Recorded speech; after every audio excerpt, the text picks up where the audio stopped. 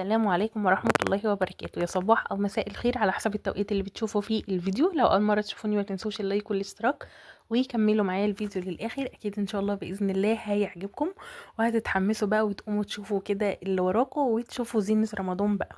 النهاردة إن شاء الله بإذن الله هنفرش الريسبشن لاستقبال شهر رمضان. كل سنة يا رب وانتوا بخير، وربنا يبلغنا يا رب رمضان كده على بأتم صحة وأحسن حال، اللهم آمين. بوريكوا بس كده اللمحة عن اللي هيحصل في الفيديو. حرفيا الفيديو النهاردة جميل قوي، فإن شاء الله بإذن الله كده تستفادوا منه. لو أول مرة تشوفوني بقى ما تنسوش اللايك والاشتراك وكملوا معايا الفيديو للآخر. أنا بس حبيت أوريكم الريسبشن شكله قبل وبعد التعديلات والحاجات اللي احنا عملناها. فإن شاء الله بإذن الله كده نبدأ يومنا. حبيت ابدا اليوم بفطار حلو كده على ذوقي يعني.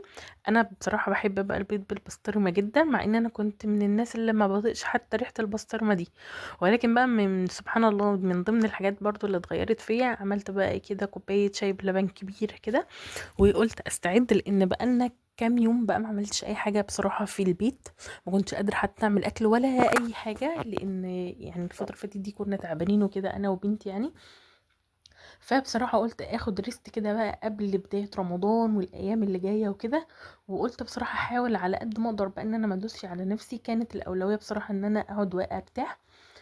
فقلت بقى كده اقوم النهاردة حرفيا البيت كله كان عايز يتوضى. شايفين حتى البطة اللي هي الفوطة اديتها لها علشان خاطر تلعب بيها وتسيبني بس كده، اللي هو سيبيني اعمل فطار سيبيني اعمل اي حاجة.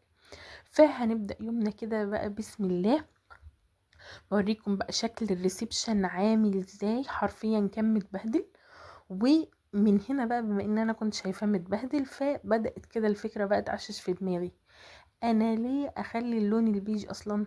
ما انا ارجع للون الطبيعي بقى بتاع العفش بتاعي وكده، فارجع للون الجري. فقلت بقى كده اصور لكم بس احط لكم كده مقاطع من الفيديو عن شكل الريسبشن وهو متظبط. هو طبعا انا ما ظبطوش، مش هكذب عليكم، هو كان متبهدل زي ما انتم شايفينه كده. فحطيت لكم فيديو متصور قبل كده عن شكل الريسبشن لما بيكون بقى متنضف ومتظبط وكده. فبوريكم ان هو كل حاجه زي الفل وجميله وتمام وكل حاجه.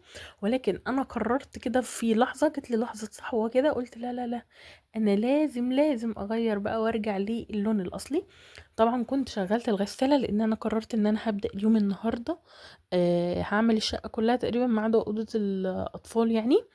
فقلت ابدا بقى من جوه لبره، لان بصراحه البيت كله زي ما قلت لكم احنا كنا تعبانين. فقلت ابدا بقى بملايه السرير كده اشيلها علشان اشيل بقى التعب او اي حاجه مثلا احنا كنا كحين عليها او عطسنا وكده. فقلت بقى اشيل بقى نبدا كده ننظف غرفه النوم ونشيل الملايه. وزي ما بوريكم عندي تل غسيل حرفيا ما كنتش قادره اطبقه، كل حاجه في الارض، علب الادويه، والدنيا كانت حرفيا متبهدله بهدله ما يعلم بيها غير ربنا. فقلت كده نبدأ على مهلنا واحدة واحدة، وقلت بقى كده نستعين بالله ونبدأ نظبط الدنيا كده.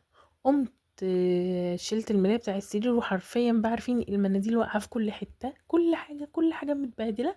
ولكن قلت نبدأ كده بغرفة النوم واحدة واحدة. فرشت السرير بس وبدأت كده طبقت الغسيل، والحمد لله السبب كان فاضي. قلت هاخده بقى علشان خاطر اطلع فيه الغسيل اللي هو في الغسالة يعني.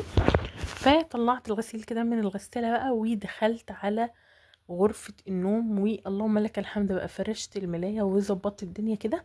وقلت اسيبها كده بحيث ان انا يعني الغرفة دي اعملها واقفلها واخد الدنيا بقى كده معايا وانا طالعة الحمام المطبخ، وبعد كده اطلع على الريسبشن. وحقيقي الفيديو النهاردة مش متصور على يوم واحد يعني، هو متصور على يومين، لان انا قلت اطلع الاول زينة رمضان والحاجة الموجودة عندي طبعا من ديكورات السنين اللي فات، لان انا في حاجات اصلا كنت جايباها في جهازي كانت بتعجبني كنت بجيبها في جهازي، وحاجات كنت بجيبها مثلا رمضان اللي فات، وفي حاجات جاية من رمضان اللي قبله كده يعني. فقلت كده اظبط الدنيا بقى كده وارش المعطر واقفل الاوضه دي بحيث ان هي تبقى تمام. وبعد كده بقى اطلع على الحمام والمطبخ، وبعد كده بقى اشوف الريسبشن، اطلع الحاجه اللي عندي واشوف ايه الديكورات الحاجات اللي انا عايزه اضيفها اللمسات اللي انا عايزه اضيفها وكده. و يعني انا عايزاكم او عايزه انصحكم وانصح نفسي معاكم بامانه يعني، ان هو كل حاجه والله مع الوقت بتيجي. يعني كل حاجه مع الوقت بتيجي. الحاجه اللي ما جبتوهاش السنه دي اكيد ان شاء الله تعملوا حسابكم ان انتوا مثلا هتجيبوها السنه الجايه، تشوفوا مثلا مصاريفكم، تشوفوا تحوشوا، تعملوا جمعيه صغيره زي انا ما كنت بعمل كل سنه. بالمناسبه هنا انا عايزه اقول لكم ان انا يعني بدات اعمل ال ال اللي هو الجزء بتاع الحنفيه ده، الخلاط بتاع حوض الوش ده. كان في حد قال لي ان هو يعني بما انه هو معدن وكده فاعمليه بسلك ناعم، وفعلا عملته بسلك ناعم وما شاء الله طلع جميل قوي يعني. عملته كده وبدات امسح الارضيه، وحرفيا عايزه اقول لكم ان انا ماليه 4 قارورات علشان خاطر بخاف قوي ان الميه تقطع. ولكن بقى خلاص ان شاء الله باذن الله ابدا اتخلص منهم، يعني على الاقل بس هسيب واحده واشيل الثلاثه التانيين لان هم حرفيا عاملين لي زحمه في ارض الحمام. المهم كده كنت ظبطت الدنيا بقى، وحطيت الست بتاع الحوض وكده، ولمعت المرايات، والدنيا كانت زي الفل في الحمام اللهم بارك. وزي ما قلت لكم قبل كده حرفيا الحمام لما بيكون نظيف هو نص نظافة الشقة متوقفة على الحمام. التهوية والريحة الحلوة والتلميع، وحرفيا المكنسة لما بتمشي كده على الأرض وعلى الحيطان لا بتظبط الدنيا. حطيت مناديل كده والحمد لله كل حاجة كانت زي الفل. المرحلة الجاية ان شاء الله بإذن الله هبدأ اشوف بقى الشامبوات والحاجات الناقصة اللي عندنا وكده يعني.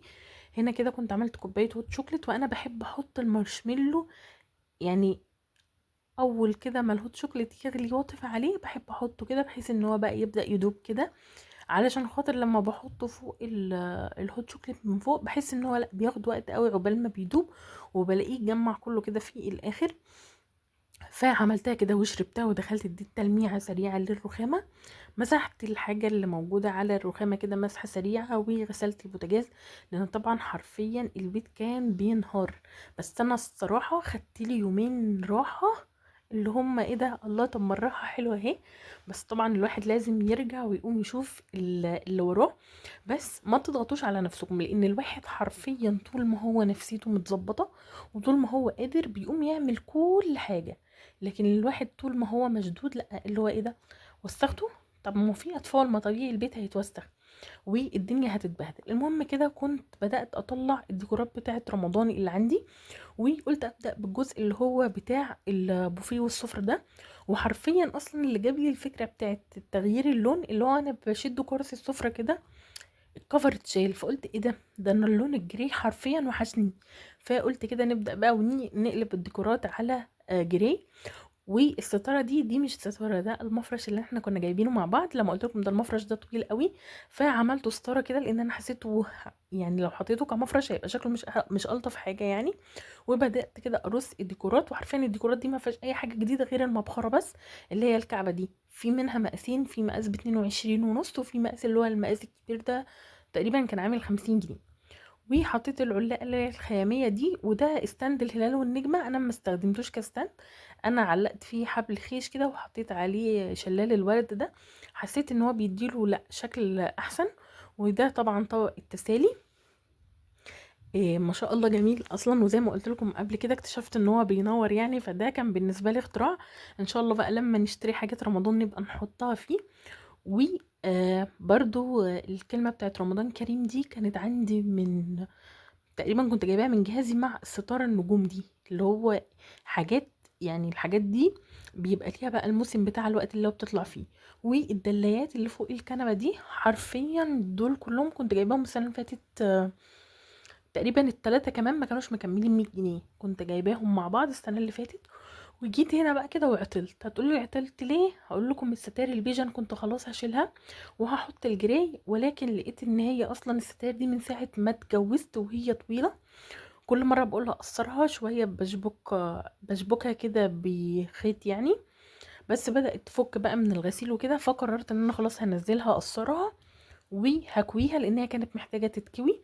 ووقفت بقى عند الجزء ده، لان كل الديكورات اللي انا مثلا الحاجات اللي هي البسيطه اللي انا اشتريتها وحطيتها معاكم في الفيديوهات اللي فاتت، والحاجات اللي كانت عندي من رمضانات قبل كده. فخلاص الجزء ده خلص، وجيب بقى عند الجزء اللي هو عند الشاشه ده بقى كده وعطلت فيه. فقلت مش مشكله بقى اشوف الديكورات والحاجات اللي انا محتاجاها.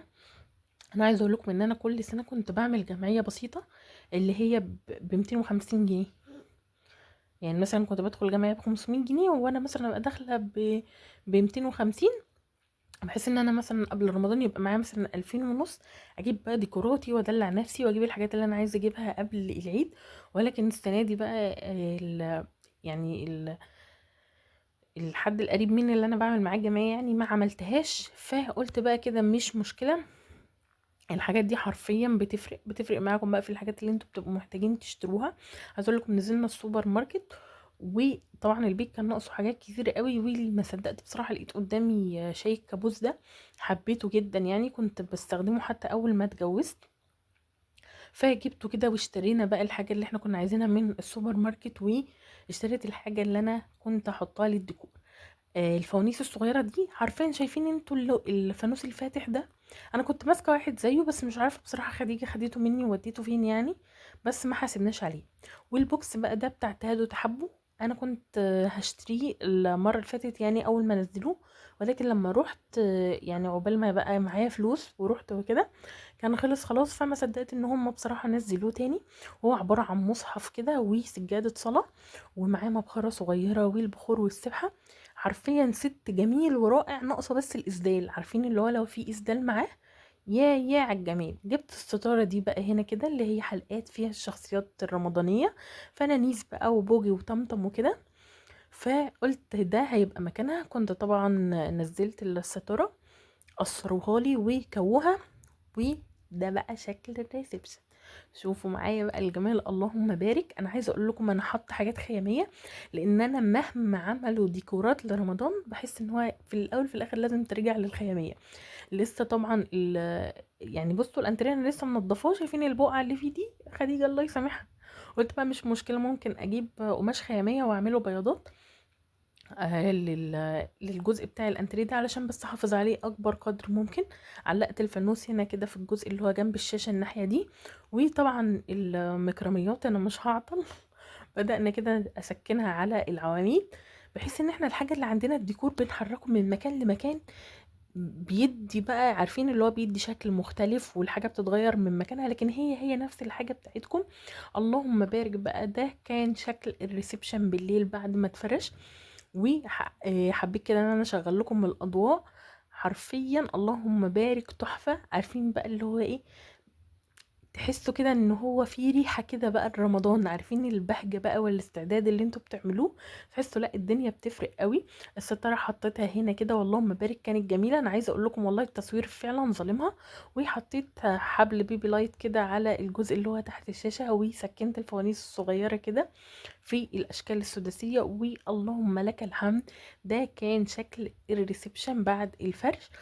ضروري تقولوا لي رأيكم، وتقولوا لي لو استفدتوا بحاجة. وإن شاء الله بإذن الله لو عملت حاجة جديدة هصورها وانزلها معاكم. وبكده يكون روتين النهاردة انتهى والفيديو انتهى. اشوفكم ان شاء الله بإذن الله في فيديو جديد وروتين جديد.